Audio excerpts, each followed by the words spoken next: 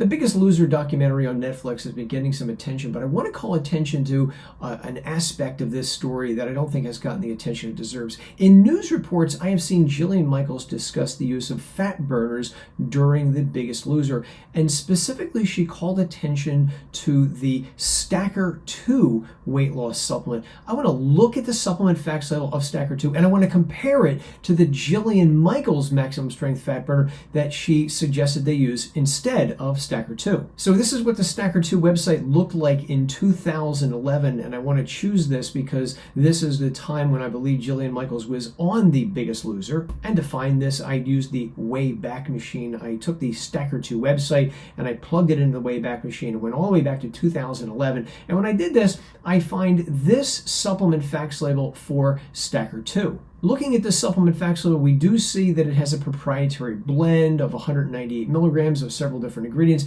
but it also has 200 milligrams of caffeine. This substantiates what Jillian Michaels had said in interviews that Stacker 2 has 200 milligrams of caffeine. So here's Jillian Michaels' fat burner. It's called the Jillian Michaels Maximum Strength Fat Burner. I actually reviewed this many years ago on supplementclarity.com, and I'll link to that review below so you can check it out. The Jillian Michaels fat burner is claimed to promote preferential loss of fat mass. I don't know what that means. Is that spot reduction? It also says it encourages lipolysis, which is a fancy term for basically pulling fat out of fat cells. And it also is said to inhibit the activity of phosphodiesterase. And I remember looking at that and saying, well, which phosphodiesterase enzyme are you actually inhibiting? There's many of them. But if we set that aside, let's take a look at the supplement facts label for Jillian Michaels fat burner. And if we do that, this is what we see. So looking at the supplement facts label for Jillian Michaels fat burner, we see that it has a proprietary blend of multiple ingredients.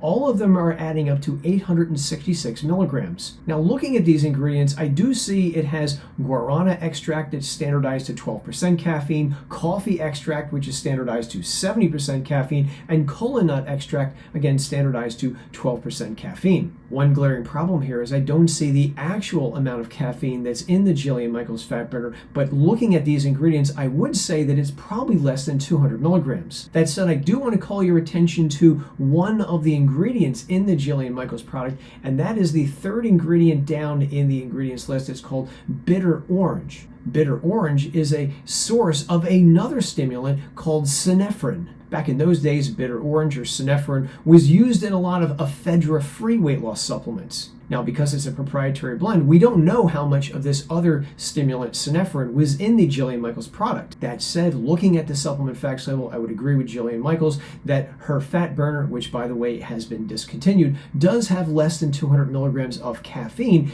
I would like to know how much synephrine was in her product, however. So caffeine is in many fat burners because there is indeed some research that it may promote some changes in body weight. For example, there's this paper here where if you go down to the bottom of this paper, they say overall the current meta-analysis demonstrates that caffeine intake might promote weight loss, body mass index decrease, and fat reduction. There's also this clinical trial which appears to show that drinking 1 cup of coffee per day is associated with moderate fat loss. However, drinking more than 1 cup of coffee per day was not. So yes, there is some research that caffeine can promote some fat loss. Whether or not that's going to lead to meaningful weight loss, I think is open to interpretation. However, the larger question I have and the larger problem I have with this is personal trainers recommending weight loss and fat loss supplements to their clients. I think that sends a bad message to personal trainers who may think that A, they need supplements to achieve weight loss goals in their clients, but also those personal trainers who may not be aware that their personal trainer liability insurance will not protect them